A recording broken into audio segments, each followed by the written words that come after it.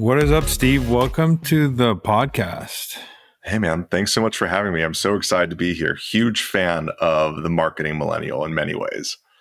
I want people to understand where you're coming from. So could you please give a little background? I know you've been in the financial industry for a long time and work for some huge banks out there. But just give a little background, what you've done in your career so people get an idea. Yeah, sure. Definitely. So I've always been within the financial services space ever since I graduated college, what seems like years ago at this point, and it is. But I've really only been with two of Wall Street's largest financial services institutions in that time. And it's always been within the marketing space, whether it was supporting various businesses and leading off on financial wellness programs or product marketing, or now sitting in a seat where I'm leading a full team focusing on how do we drive the business's impact from a workplace financial solutions perspective to a corporate audience. And then in turn, how do we best engage with prospects via acquisition marketing? How do we deepen that relationship, that client relationship with the corporate from a customer marketing perspective? And then ultimately, how do we wrap that all around, or how do we wrap all around it through our global market intelligence program, really providing insights on the work that we do to help further a data-driven approach?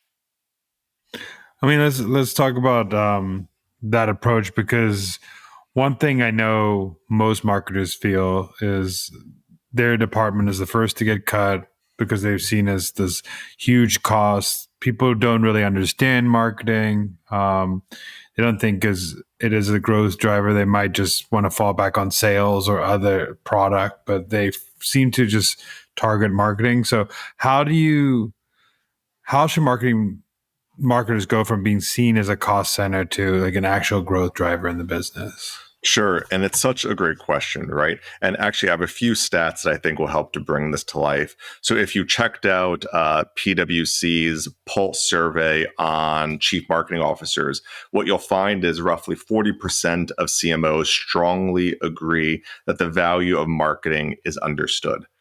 That's just 40%. And by the way, that's down from 53 or 54% last year.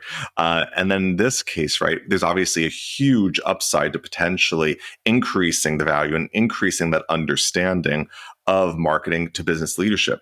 Equally, if you look at Gartner's recent survey on proving marketing value to the business, you'll find a few stats here. In fact, from a CMO perspective, perception of marketing's ability to provide, or rather to prove value to get credit for the work that's done, was roughly 50-50. Which again, I think was really interesting. So to me, there's really four key areas to focus on. One is, how do you focus on that long-term holistic impact of marketing and how do you prove that value? Two is, how do you build a highly tangible and understandable narrative? That's incredibly important, right? Having business leaders understand what marketing does in the words that they use. I often say, no one in the business cares about impressions. I only do because I'm in marketing. But for the most part, the business doesn't. Three, how do you increase the variety of metrics that you're showing to the business, and how are you focusing on what matters most to them? And then four, how do you expand business involvement?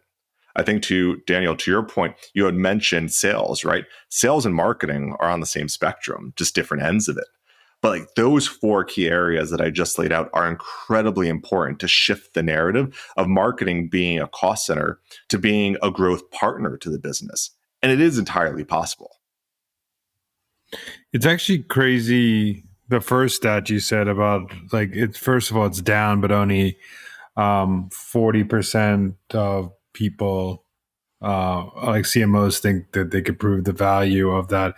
But it also makes me also think, and I want your perspective of how you do this internally too, is like sometimes we as marketers get caught up in like external marketing, but we forget that we also need to do what we're doing externally to internally. We need to be the best advocates for ourselves because nobody else is going to be advocates for ourselves. So what are some things you've put together to make sure like the impact has been seen by leaders, other teams, other stakeholders in the business?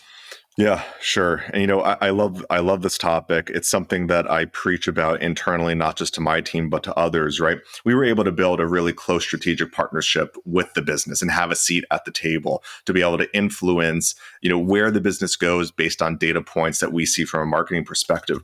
And I'll tell you, like a really tangible example of how to do this is we host a monthly marketing meeting featuring business leadership, not just the head of the business and his leadership team, but also the click down from there and then plus two from there. So in that way, we're getting in front of not just leadership, but also those that we're working with on the day to day to ensure they understand what marketing is doing in the terms and the words that they use, focusing on the things that matter. So what does that mean? In this monthly marketing meeting, we'll talk about a variety of things. It could be marketing that we're doing in terms of sales enablement. It could be upcoming webcasts, or it could be the more strategic items, which I get more excited about, is how can we take our acquisition efforts and talk about paid media, less about the performance from an activity rate or an engagement rate perspective, but more from an intent and a signal perspective. In fact, this is an area that my team is shifting to. So it's less about ABM or just ABM and more about smart ABM. It's how do you apply that signal based approach to those accounts that you're targeting with an ABM perspective. So imagine you're targeting 100 different corporates through paid media efforts. That's easy. And that's easy to tell that story. But imagine you're able to hone in on the 15 corporates that are showing the highest intent, and then being able to bring that information to the sales team, and then arming that sales team with actionable next steps based off of content that aligns to each of the different areas of intent that they're showing high, medium, low against. And that's obviously based on the keywords. That to me is how you create a significantly valuable relationship with the business. And that's how you get them to understand that marketing is a growth driver and is there to help them reach their goals. But that's just one example. Yeah, I think one thing you're also saying, which is very very important, and I think we also forget this because we're so deep in the weeds, is that like every internal person, there's a different language and different things that they care about. Like for example, sales, where you just said sales care about what accounts are you penetrating, like in B2B, what accounts are you penetrating? Are you penetrating my accounts? Like how many accounts have you touched in the last how many accounts have seen our paid media efforts? Like who are we trying to target now? They care about that. But if you're talking to like a financial partner, they're caring about a total different metric. And if you went to talk about penetrating accounts, they might be like, what are you talking about? I just care about, are you efficient? Are you like spending your money? Is it turning into value? So it's you have to tweak your messaging to each person. And I think sometimes we don't want to do that because it's the easier way out, or we don't have time to do it. But it's so important to tweak messaging like that. Yeah, 100%, right? And it's all about finding what your partners care about, right? In that example of sales, they care about what is an account or a corporate that is showing high signs of intent, signals, engagement, etc., for them to reach out to, for them to get the win and then secure the revenue. Business leadership is, to Daniel, to your point, like, are we doing our job? Are we doing it efficiently rather? Are we being smart with the dollars that we have? It could be our finance partners that have that have a similar question, or legal that we're looking to push out, where we're looking to push out messaging, and we want to make sure they're aligned. So it's definitely different messages to different groups, but grounding it in the outcomes that we drive. And that's that big shift that we've made over the course of the last year or two, is how do we focus on outcomes? And it could be outcomes for legal, outcomes for sales, or for servicing. And it's honing in on a similar story, but nuancing it based off of what they care about most. One thing I want to get what you do internally is a lot of marketing teams have like a marketing team dashboard, and then one that they show to other teams, the key metrics. So what are things that on your marketing team dashboard, and what are the like broken down metrics that you're showing to leadership, to other teams? Like what are the comparatives, so people understand you can have both, but two of them are showing a different picture. Sure, sure. And we definitely have two different dashboards. So the dashboard that we show to marketing leadership, it focuses more on impressions, engagement rate, activity rate, cost per lead, all those metrics to be able to prove that that marketing spend is driving some sort of impact. And maybe that impact is MQL, right? And I have my own separate opinions about that. It could be an MQL, or it could be account engagement and list penetration. So that's all about like the dashboard for our marketing leadership versus that of business leadership. It's the accounts that have been penetrated. It's the accounts that are showing a signal and high to medium to low intent. But then it's also being able to show the connection of what accounts have been penetrated, what percentage of those accounts have engaged with our content, and then in turn, what percentage of those accounts are being engaged by sales. In fact, true example, when we did a report last week to show or to share an update on our paid media efforts, we saw 75% of the accounts we were targeting had penetration. We saw roughly 60 to 65% aggregated were engaging with our content. But guess what? Only 32% of those penetrated accounts were being engaged by sales. So, from a marketing perspective, that means we have to continue to warm and nurture those other ones to keep them ready, to keep them sales ready for the sales team to end up reaching out. Like that to me is the marketing to sales story that we're trying to tell, while also caring for the messages that we have to share to our respective leadership, whether it's marketing or business leadership. So that way we're arming them with the data points that are needed as they go off and have their own conversations. One thing I want to do for like the non B2B or non B2B that do ABM, could you just describe like what what is like an ABM approach? What is account based marketing? Because I know people might be thinking account penetration. What is that? Like, what is account penetration? What does that look like? So how do you think about ABM, and what is account penetration? What are people actually like? What are you actually looking at when you say account penetration? Sure, absolutely. So I'll kind of root this in real examples. So account-based marketing, this is all about looking at accounts that are most important to the business, like in just kind of the most basic language, if you will. So let's use private companies as an example. There are thousands of private companies out there, whether early stage startups all the way to late stage pre-IPO companies. But where the business is strategically focused, at least for the firm that I'm at, is call it in the mid to late stage private companies. So for us, we work with our sales partners to identify those corporates, those accounts, if you will, that are mid to late stage private companies. And in turn, what we end up doing is we end up identifying this audience of, let's say, 500 to 600 different accounts, different corporates, and then we target them through two different approaches, right? And I should note, ABM comes in three ways. One is a one-to-many approach, then a one-to-few approach, and then a one-to-one approach. We play mainly in the one-to-many and one-to-few from a budget perspective. So from a one-to-many perspective, we'll reach out to all 500 to 600 different private company accounts and invite them to a webcast. It could be a webcast on any topic. We're just looking to see who comes and who ends up engaging, so that way we could follow up in the future. Well, what we then do is we get far more targeted in our ABM approach, and especially that one to few, if you will. And we're looking at those accounts that are showing signs of engagement, those accounts that we're looking to nurture further because they're high value, and we believe that there's an intent to convert to a sales ready conversation.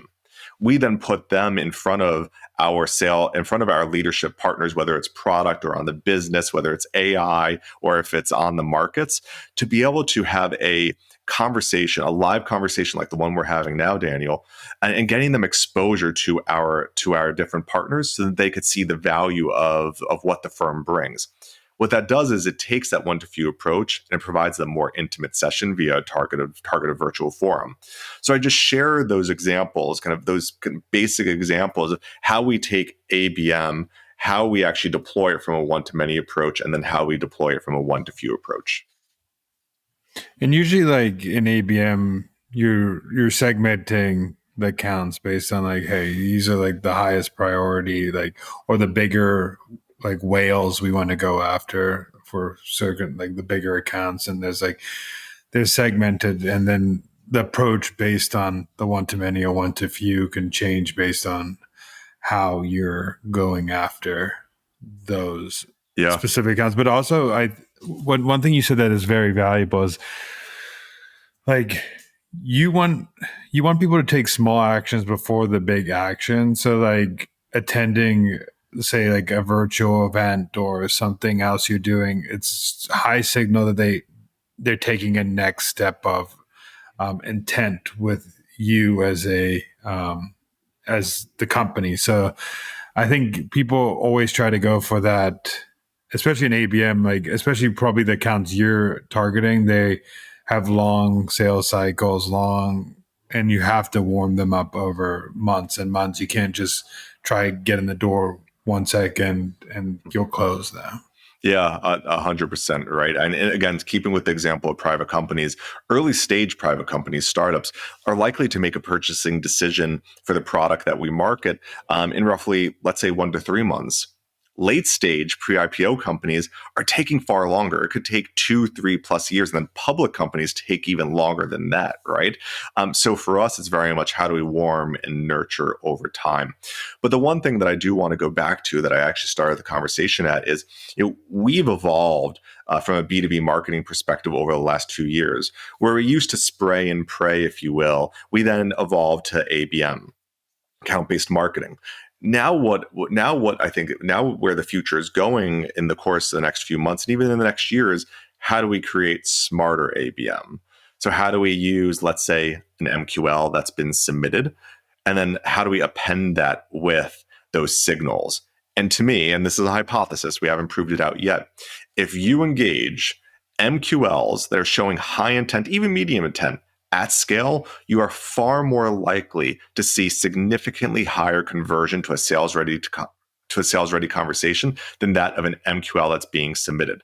And I think over time, we have to evolve away from MQLs. It is not enough to just say, "Hey, I'm submitting a form. I want to be contacted."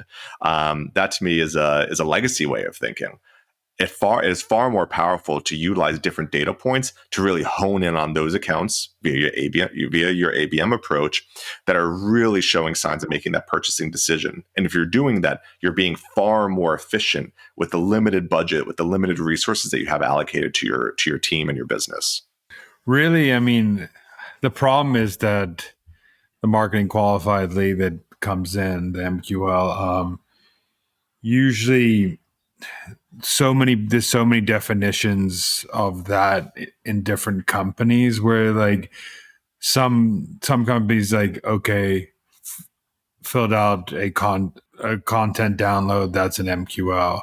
Some companies it's like strict, they meet my form field requirements on my form. But usually like the highest, usually those high intent ones that actually are becoming MQLs are already doing the research before and already have done the research. So everything you did beforehand with all the other marketing efforts have probably led them down to that effort. If you're only tracking MQLs, you're losing all of that stuff where buyers are smart now. We have AI now. We have Google. We have our our marketing acquaintances around here. So usually those people have made a decision when they've came to you. Your job is to like before they make that decision, be as top of mind as possible and show them as many different type of educational product ahead of time.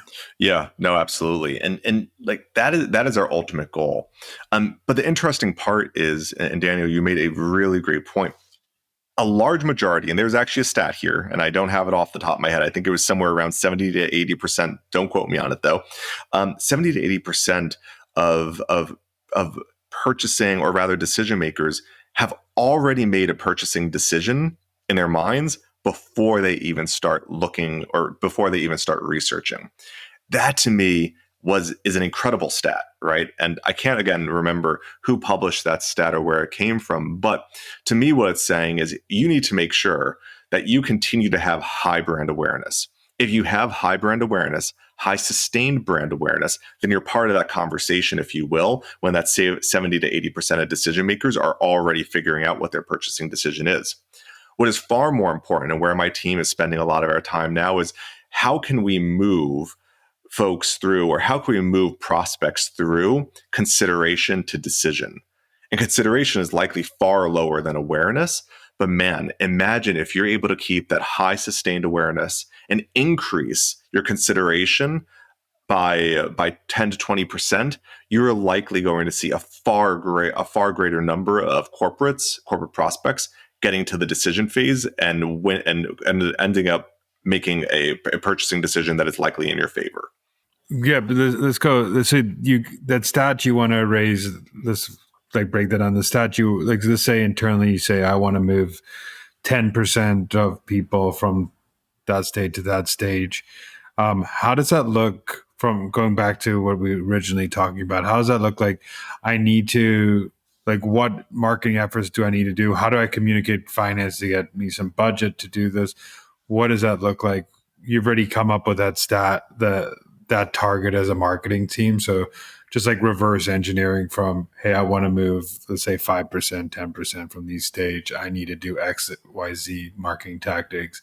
I need XYZ budget to do that. Now I have to have a conversation to get that. What does that look like? Yeah, and listen, like literally, Daniel, to your point, reversing it, it's what are the results that we've seen? What produced those results? What cost went into those results, or what cost went into that work that was done, and then proving it out. So literally, it's almost like you're turning the funnel upside down, if you will. Once you start by targeting your key accounts, you're engaging them with marketing, you show results, and you show results, you just flip it. Then you show the results, you show what was done, and then ultimately what you end up needing and who you would end up targeting. So to me, it's a very similar story. It's just a different angle that, let's say, finance cares about. But that's ultimately what you need to do to end up moving a corporate through the funnel. If you, in terms of looking for more budget, or in terms of getting additional resources. But if you were to say, Steve, how do you move somebody from awareness, consideration to decision? It comes down to intent, and then it comes down to the targeting, and it comes down to all the outreach that's done, whether it's through marketing or for sales. Awareness is easier to build. Consideration is harder to influence. And then ultimately decision, there's so many factors that go into it. But all of your marketing efforts work in unison. And if you have all your marketing efforts working in unison at the same time and you're orchestrating them, then you're creating that halo that ultimately will drive awareness, consideration, and decisioning higher. Yeah, like people forget because like if you, for example, paid media budget, get X impressions. Impression doesn't necessarily mean someone saw or paid attention to that piece of content. It just means that it was served in the feed of someone who is your target audience. So that's like a lot of attention is cheap. So if you can get like strong attention, like getting people to take action for attending a virtual event or attending a live event or attending, like those are more stronger action points that someone paid attention to you, they got in front of you, they took taking a next action. Because when you don't see any signal and sense of that, some people, that's why creative is the new targeting, because it's hard to like impressions. A lot of the impressions are just like they're guaranteeing you distribution, but they're not guaranteeing you attention, and that's the problem. And that's why people forget that like just because you get impressions doesn't mean actual people are paying attention. Yeah, I agree. And at that point, right, maybe that helps to build brand awareness. But if we're getting 40 million impressions as an example, and you get less than 1% converting, like then what are we doing? Versus, let's say, getting 10,000 impressions, if you will. I know it's kind of drastic difference, but getting 10,000 impressions of those that you actually care about. And of those that you actually care about, having 5% convert or 5% engage. That to me is so much more powerful. It's very similar to what I say to my team. My team will say, oh, this webcast didn't have a high number of attendees or a high number of registrants.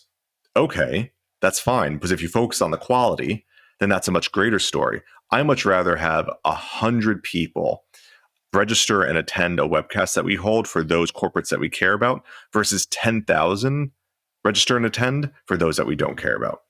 It all comes down to the accounts, the targeting, though focusing on those that you care most about, focusing on the different approaches, proving out the story to marketing, business leadership, and finance. That's what it comes down to. And I think it ultimately is where your where your priorities, how do they align to the business? If the business is looking to, let's say, spray and pray, if they're looking to just get any win, then great. We'll take 10,000 of any corporate that's out there. If they're looking to be more, if they're looking to focus more heavily on the quality that's coming in, then to me, it is far more powerful to get that 1,000 or that 100 than a much larger number. What do you think the biggest mistake a lot of marketers get stuck on when they're in cost center mode or being seen as cost center? They're not understanding the way to tell marketing story in a way that business, finance, and other leadership members will understand. It goes back to the conversation we're having around impressions. For marketing leadership, we care about impressions. For everyone else, we don't, and that's where marketing gets stuck. Not everyone understands marketing. It's important to use the words and the language that they use to convey messages to their team. That is the big blocker. Yeah, instead of saying I got 1,000 impressions, you could say 1,000 people in these X companies have seen a piece of content we put out or like attended a webinar. Instead of like, you just got to change. You can't talk marketing to even us marketers get when we're creating content, we try to like assume that everybody understands what we are understand like the terminology we use in everyday language when we talk to our own team, but not everybody talks like that. So we have to simplify it. I have a question. If you were like taking over a new team right now that is seen as a cost center, what are like three things that you would do to get them out of that situation as a marketing team? Sure. First, I would meet with business leadership, and you better understand their priorities real quick. 2, I would orient your team around what are your reasons to exist. I think a really good model to use is the McKinsey Strategy House that breaks between what is the mission, approach, priorities, and enablers for your team. And then the third is to start incorporating the business's language within your presentations and building those key relationships with partners. Like it all comes down to like if you have a relationship with business leadership, you understand their priorities, if they understand what the hell you're doing, and then you orient to how they're thinking and the way that they're speaking, I don't want to say guaranteed, but there is a higher probability that you are able to shift marketing's view from cost center to being a strategic partner. The one thing I will say is that takes time. Do not expect that to happen overnight. That is a continuous pattern that you have to maintain for at least 6 months to a year. So it ends up resonating with folks because they may already have a perception of the team that is going to be hard to break. I always say to people, like when we're doing advertising and marketing, we're showing people the same things 5, 6, 7, 8 times, like over and over. But sometimes we forget that it's okay in every single meeting to bring up the same things that we're saying over and over just to get it in people's heads. Like And also there's always a new person in the meeting or new people. So we need to keep repeating over and over why we're doing things. This is why we care about this thing. This is our goals. This is the values of the marketing team. So that you just get it in their heads. And we just seem to forget that we need to do this type of marketing internally all the time. And marketing is not just one time telling people like this is a metric. It's like your weekly marketing meeting, your a weekly email. Like you need to continually be in people's heads to understand that one, you exist as a marketing team. Two, you're actually making impact that they care about, and three, like you're moving metrics that they care about as business leaders. Yeah. Yeah, 100%. And you know what's funny about that is once you get to the point where they trust you and you know what they do, then you almost find that your business partners get a little bit more quiet because they know exactly what you're doing. They trust you to do what you need to do. And while that could be a little scary, I think that also gives you white space and a greenfield opportunity to be able to explore more. And at least that's something that I'm thankful for with my team over the course of the last year, or the last 2 years rather, where we've got that white space, that greenfield opportunity to try new things because the business trusts us and they know exactly what we're doing and when we're doing it and how we're doing it and the impact that we drive. Yeah, I think two things that you said were really important. Is one is like once you are building that trust, you have more leeway as a marketing team to take risks. So that's one.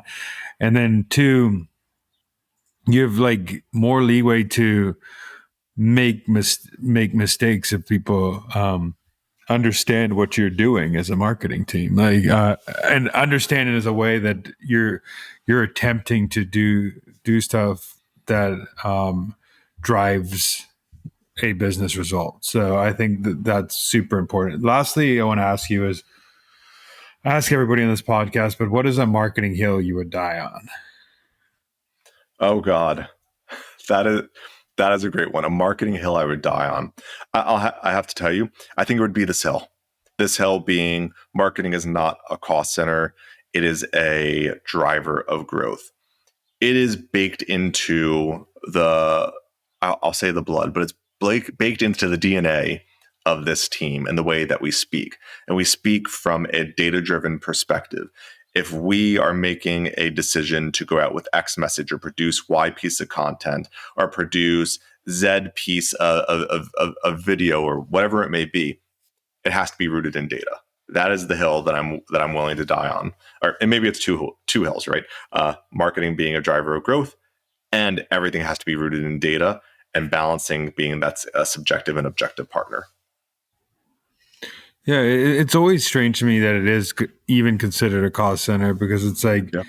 you invest money in R&D to make like a product better. You invest in stuff like that, but like this is an investment for like an actual output. There's like I mean, banks should be the easiest ones to understand. Is that you put money into an account, like there's an expected return of that. Yeah. So if you think of marketing like a stock portfolio, and like you putting money into get specific, some are those risky stocks that might go to zero, but some are those like S&P 500, the Magnificent Seven, which are going to keep growing over time. So Yeah. I think you got to think like that. Absolutely. Well, where could people find you and what you're doing? Sure, definitely. And I appreciate that. And thank you so much again for having me on. So, folks could find me on LinkedIn. Steve Stano, feel free to add me there. There's a number of other, videos and conferences and podcasts that I've done, whether it's focusing on global intelligence or rather global marketplace intelligence, or if it's about driving marketing's view as growth, or even just where APM is going. That's where you could find me. Super. I mean, yeah, go follow Steve. I mean, he's been a marketing leader for, I mean, at the bank that you're at for like over 10 years. You've worked at other banks. It's like super impressive that, and anybody who could stay I honestly believe anybody who could stay at a company that long, like, is doing making impact, because you don't stay in like leadership roles for long if you're not making impact. So, Amen. uh, Amen, man. well, thank you so much for being on the pod. Yeah, thank you for having me.